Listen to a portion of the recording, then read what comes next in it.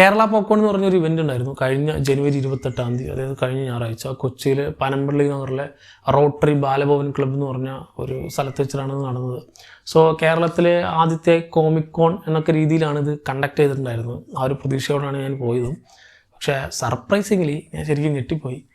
ഇത് ഒരു സാധാരണ കോമിക് ഇവൻ്റ് എന്നതുകൊണ്ട് മാത്രമല്ല, ഒരു പോപ്പ് കൾച്ചർ ഇവൻ്റ് ആയിട്ടാണ് ഇവരിത് കണ്ടക്ട് ചെയ്തിട്ടുള്ളത്. പല പല കമ്മ്യൂണിറ്റി, ഇപ്പോൾ കോമിക് കമ്മ്യൂണിറ്റി ഉണ്ടാവും, ക്യൂസ് ഇഷ്ടപ്പെടുന്നവരുണ്ടാവും, അല്ലെങ്കിൽ ഇപ്പോൾ കോസ്പ്ലേ നടത്തുന്നവരുണ്ട്, ആനിമി കമ്മ്യൂണിറ്റി ഉണ്ട്, മെർച്ചൻഡൈസ് വാങ്ങാൻ വരുന്നവരുണ്ട്. അങ്ങനെ എല്ലാത്തിൻ്റെയും കൂടാതെ എല്ലാത്തിലും ഉപരി ഇൻഡിപെൻഡൻ്റ് ആയിട്ട് വർക്ക് ചെയ്യുന്ന കുറേ പേരുണ്ട്. ഇപ്പോൾ ചെറിയൊരു എനിക്ക് തോന്നുന്നൊരു 10-12 വയസ്സുള്ള ഒരു ആർട്ടിസ്റ്റ് ഉണ്ട് ഈ കോമിക്സ് വരയ്ക്കുന്ന ആൾ മുതൽ നമ്മുടെ ഇപ്പം മായാവിയുടെ കോമിക്സ് വരച്ച ആൾ വരെ നമുക്ക് അത്രയും ഏജ് ജനറേഷനിലുള്ള ഇത്രയും ഒരേ മൈൻഡോടെ ഇരിക്കുന്ന കുറേ പേരെ നമുക്ക് ഒരുമിച്ച് ഒരു സ്ഥലത്ത് കാണാൻ എന്നൊരു എക്സ്പീരിയൻസ് ആണ് എനിക്ക് പേഴ്സണലി കിട്ടിയത്. സോ ഞാൻ ഇത്രയും പ്രതീക്ഷിച്ചില്ല. അവിടുത്തെ തിരക്ക് കണ്ടപ്പോൾ ഞാൻ ശരിക്കും ഞെട്ടി. കാരണം അത്ര ആൾക്കാരെ തീരും പ്രതീക്ഷിച്ചില്ല. ഇത്ര വലിയൊരു കമ്മ്യൂണിറ്റി ആണെന്ന് പോലും അറിയണ്ടായിരുന്നില്ല. ആൻഡ് ആനിമി കമ്മ്യൂണിറ്റി ശരിക്കും ഞെട്ടിപ്പോയി. ഇപ്പോൾ നമുക്ക് ആകെ അറിയാവുന്നത് നമ്മൾ ഇടുന്ന വീഡിയോസിൻ്റെ റീച്ചും അത് എത്ര പേര് കാണുന്നുണ്ടെന്നുള്ള കാര്യം മാത്രമേ നമുക്കറിയുള്ളൂ. സോ അത്രയേ ഉള്ളൂ ആനിമി കമ്മ്യൂണിറ്റി എന്ന് വിചാരിച്ചിരുന്നപ്പോൾ ഇതേ പ്രാന്ത് എന്ന് പറഞ്ഞ് നടക്കുന്നത് എത്ര പേരവിടെ നേരിട്ട് കണ്ടുമുട്ടിയെന്ന് അറിയില്ല. ഒരാൾ പേരെനിക്ക് ഓർമ്മയില്ല. He's die hard anime fan. ഇപ്പോൾ നമ്മൾ ഈ 1-2 ക്യാരക്ടറിൻ്റെ പേരൊക്കെ നമ്മൾ ഈ പല സിനിമകളിലും പറയുന്ന പോലെ തന്നെയാണ് ഈ ആനിമി ക്യാരക്ടേഴ്സിൻ്റെ പേരൊക്കെ ഇങ്ങനെ പറയുന്നത്. എൻ്റെ കിളി പോയി. ഞാൻ കേട്ടിട്ട് പോലും ഇല്ലാത്ത കുറേ സാധനങ്ങളൊക്കെ. സോ അവിടെ എത്തിയപ്പോഴാണ് ആനിമയിൽ ഞാൻ ഒന്നുമല്ല, ജസ്റ്റ് ആനിമി എന്ന മഹാസാഗരത്തിന് മുമ്പിൽ ഒന്നുമല്ലാതെ നിൽക്കുന്ന ഒരു ചെറിയ കുട്ടിയായി പോയി ഞാൻ അവിടേക്ക് എത്തിയപ്പോൾ. സോ അത്തരത്തിൽ it was A great experience. ഒരുപാട് സാധനങ്ങളുണ്ട്, ഒരുപാട് കുറേ ഇവൻറ്റ്സ് ഉണ്ടായിരുന്നു. പക്ഷെ ഇതിനെല്ലാം നല്ല പ്രോപ്പറായിട്ട് ഒരു കോർഡിനേറ്റ് ചെയ്ത് എനിക്ക് ആകെ ഒരു ഫോൾട്ടെന്നല്ല, അവർ ഇത്രയും പ്രതീക്ഷിച്ചിട്ടുണ്ടാവില്ല.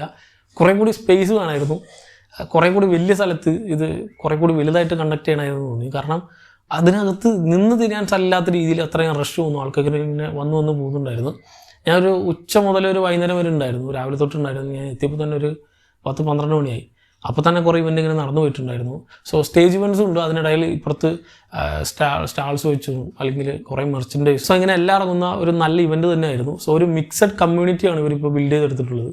കാരണം ഒരു പർട്ടിക്കുലർ ഇവൻ്റ് മാത്രം, ഇപ്പോൾ കോമിക്സ് മാത്രം ഇഷ്ടപ്പെടുന്നവർ മാത്രമല്ല, അല്ലെങ്കിൽ ഇപ്പോൾ സൂപ്പർ ഹീറോ സിനിമകളും ഹോളിവുഡ് പോപ്പ് കൾച്ചർ മാത്രമല്ല, ഇപ്പോൾ നമ്മുടെ ഇന്ത്യൻ സിനിമകളും, അല്ലെങ്കിൽ ഇപ്പോൾ അജയൻ്റെ 2ാം വർഷത്തിൻ്റെ ഡയറക്ടർ വന്നിരുന്നു. ദെൻ ഇപ്പോൾ കാന്തമല്ലി ചരിതം എന്ന് പറഞ്ഞൊരു ബുക്ക് സീരീസ്, അതിനൊരു എറ യൂണിവേഴ്സായിട്ട് മാറ്റുന്നൊരു ടീം അവർ വന്നിരുന്നു. സോ ഇത്തരത്തിൽ എല്ലാം കൂടി കമ്പൈൻ ചെയ്ത്, അല്ലെങ്കിൽ ലൈവായിട്ട് കാർട്ടൂൺ വരയ്ക്കുന്ന ആർട്ടിസ്റ്റുകൾ വന്നിട്ടുണ്ട്. WWE റെസ്ലിങ്ങിലുള്ള ഒരു വ്യക്തി വന്നിട്ടുണ്ട്. ഇത്തരത്തിൽ എല്ലാം കൂടി മിക്സ് ആയിട്ടുള്ള ഒരു ഇവൻറ്റ് ഞാൻ ആദ്യമായിട്ടാണ് എക്സ്പീരിയൻസ് ചെയ്യുന്നത്. സോ ഇനിയും അടുത്ത വർഷങ്ങളിലൊക്കെ തന്നെ ഇതിനെ കുറച്ചും കൂടി വൈഡ് സ്കെയിലിൽ ചെയ്യണം, കുറേ ആൾക്കാരും കൂടി വരണം. കുറേ പേര് അറിഞ്ഞിട്ടില്ല എന്ന് തോന്നി.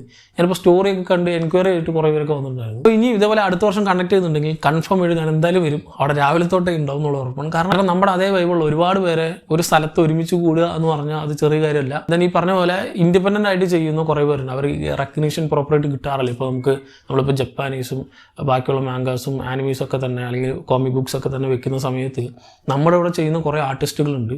അവരുടെയൊക്കെ കിടിലും വർക്കുകൾ ഞാനവിടെ കണ്ടു.